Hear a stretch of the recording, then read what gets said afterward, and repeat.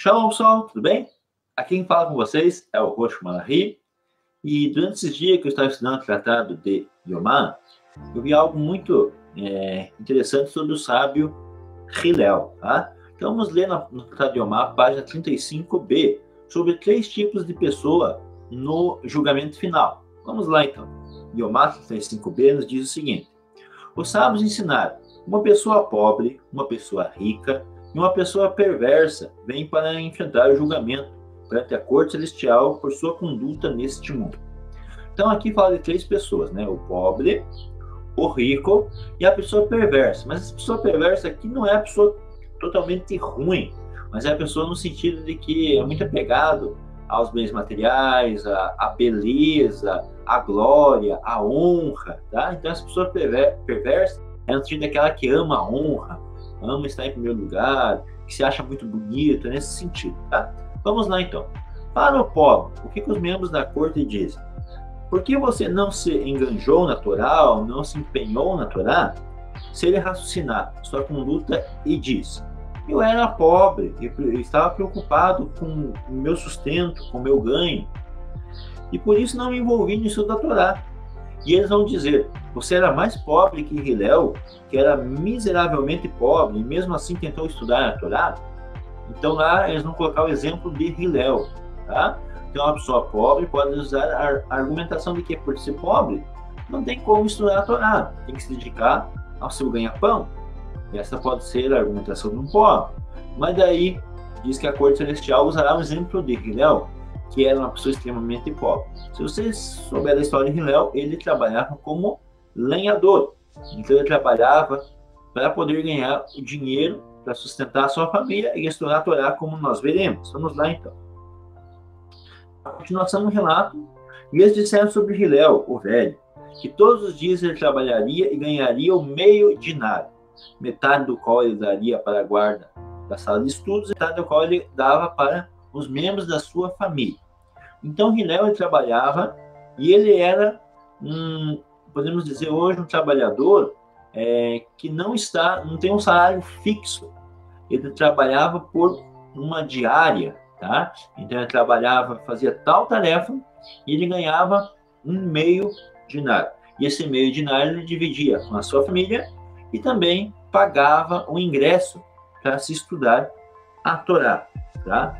Certa vez ele não encontrou emprego para ganhar um salário, e o que o guarda-sala de estudos não permitiu que ele entrasse.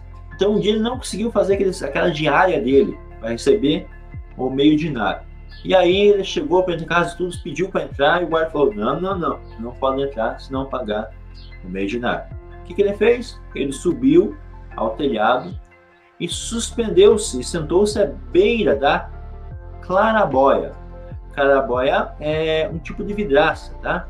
Para ouvir as palavras do Deus vivo da boca de Shemaiah e Avitalion, os líderes espirituais daquela geração, que é a 4ª dupla de Zugot, tá? Então a gente teve aí, depois da grande assembleia, com 120 anciões, nós tivemos 5 duplas principais. Depois que seguindo foi Hillel e Shammai, tá? E Hillel era um que não podia entrar, ele subiu na parte de cima, ficou ali na vidraça para poder ouvir as palavras de Shemaiah e Avitalion. Os sábios continuaram e disseram: aquele dia era a véspera de Shabat, e era temporada de inverno, era Tevet. Então veja, era uma véspera de Shabat, e era um dos dias mais frios do ano, Tevet. E a neve caiu do céu sobre ele. Quando amanheceu, Shemaiah disse a Avitalion: Avitalion, meu irmão, todos os dias a esta hora, a sala de estudo já está iluminada pela luz do sol, que entra pela vidraça.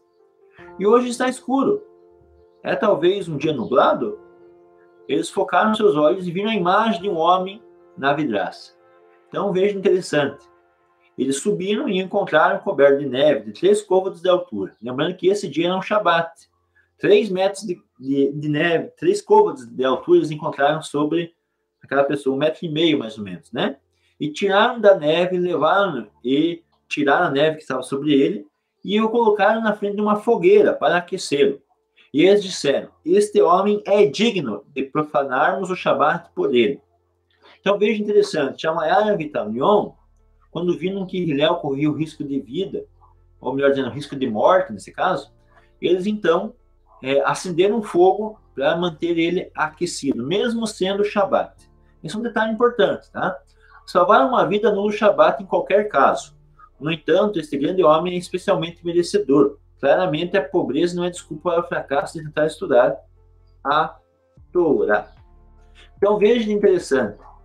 Hillel, que se tornou um dos Zugot no futuro, uma das duplas, junto com Shammai, né?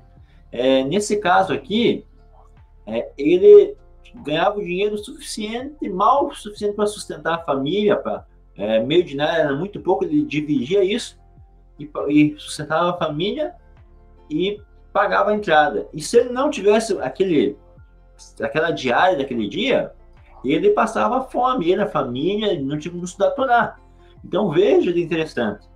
Hillel, mesmo sendo muito pobre, tá?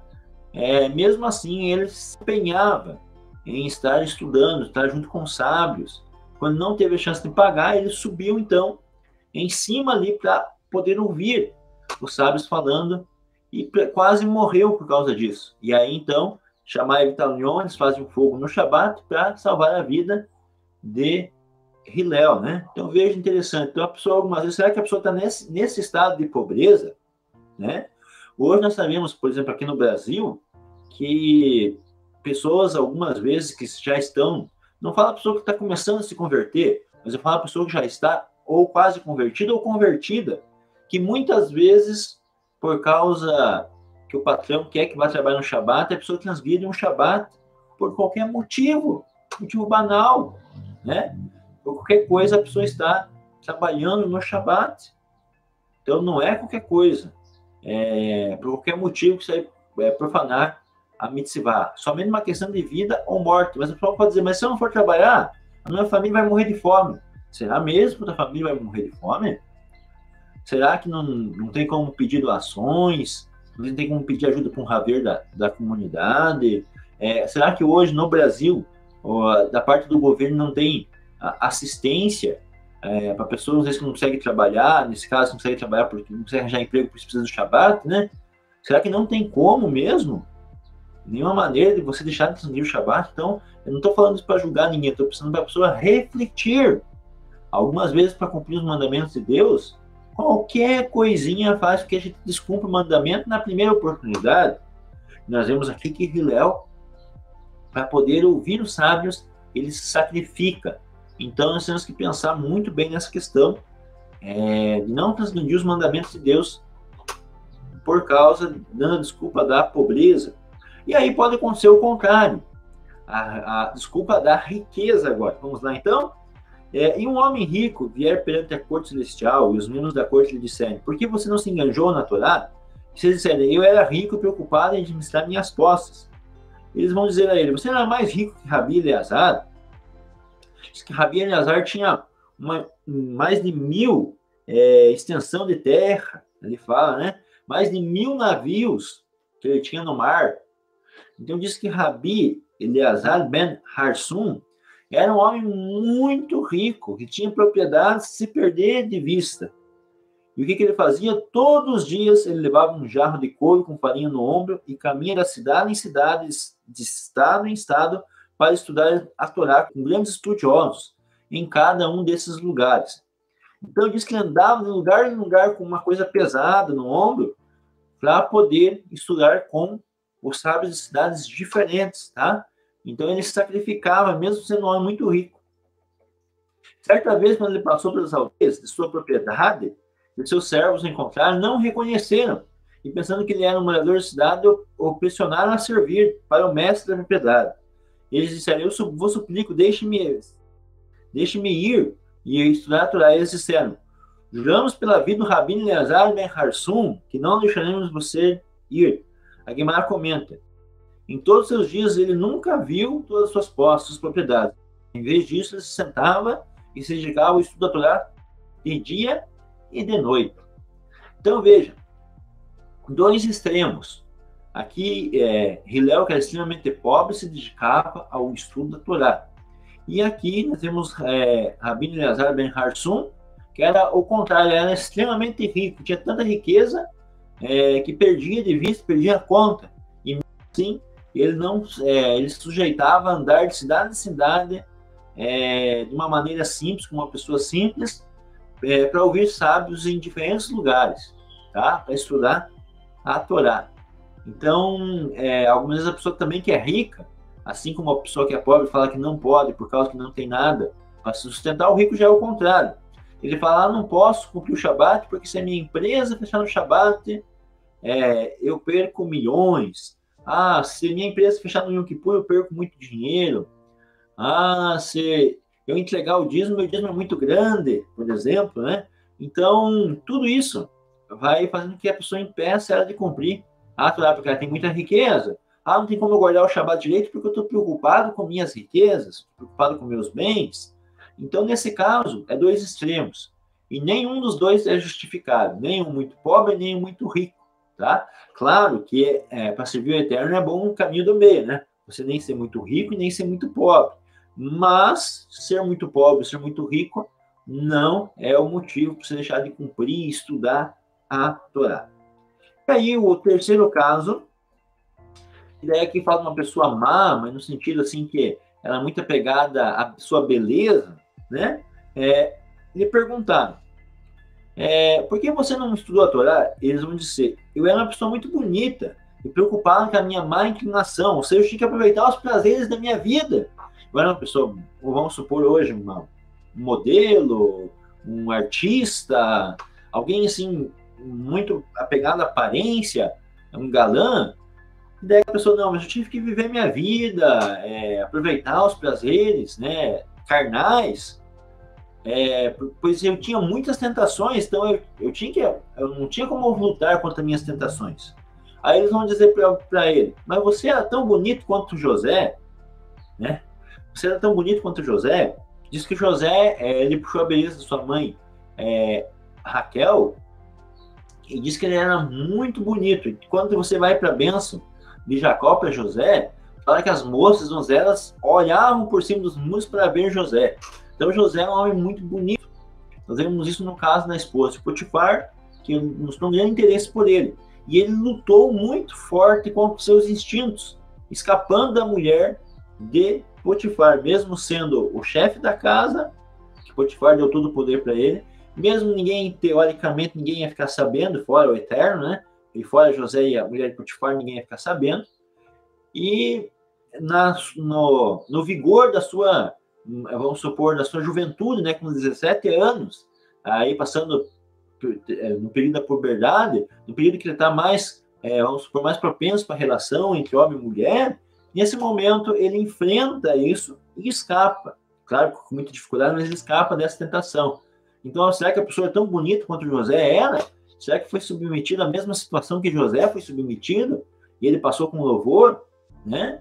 Então, nesse caso aqui, 3 tipos de pessoas. O pobre, o rico, e nesse caso, o malvado, mas o malvado no sentido de que é aquele que quer aproveitar os prazeres carnais, a sua beleza, e acaba negligenciando a Torá.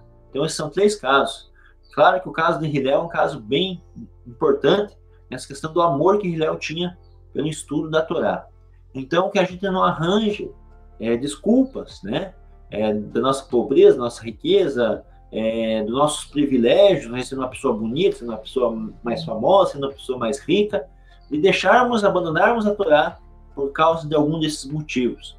Que a gente possa colocar sempre em primeiro lugar o Eterno, como fez o sábio Hillel, como fez o rabino Eleazar e como fez José. Então, que a gente possa aprender com esses 3 homens. Também, aproveitando, falando da questão de riquezas, né? Lá no Novo Testamento, nós temos um exemplo que Yeshua nos ensina, que é muito difícil um rico entrar no reino do céu. É mais fácil um camelo passar pelo buraco da agulha do que um rico entrar no reino dos céus.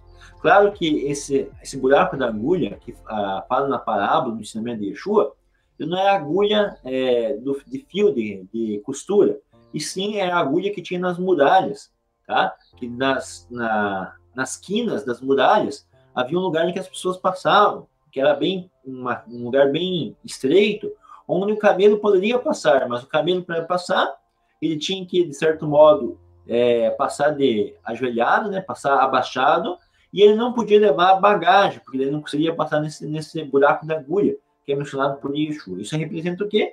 Que para o rico entrar no reino dos céus, ele tem que uma vez descer da sua honra, do seu pedestal, se colocar como uma pessoa comum, tá? E também não estar pegado às suas riquezas. Se tivesse pegado às suas riquezas, vai ficar com suas riquezas, mas não vai entrar no reino dos céus, né? Então, essa é uma explicação da parábola. Nós vemos a conexão aqui com a questão do Rabi Eleazar, que não é apegado às suas riquezas. Então, que esse ensinamento desses 3 tipos de pessoas, nós precisamos colocar na nossa mente, meditar sobre essas 3 tipos de pessoas, e que possamos servir ao Eterno no momento de tranquilidade, mas também no momento de dificuldade, tá? Servir ao Eterno de forma constante, né? Não sermos movidos por qualquer vento de doutrina, ou por qualquer tempestade, ou qualquer problema que venha, e isso já nos tira do caminho, como a gente vê como aconteceu com os filhos de Israel quando saíram do Egito, todo ano, as parashiot, a gente vê muito sobre isso, né? A dificuldade de sair do Egito, a escravidão que a pobreza, a riqueza, a honra pode trazer a uma pessoa, e nós precisamos ser desapegados dessas coisas.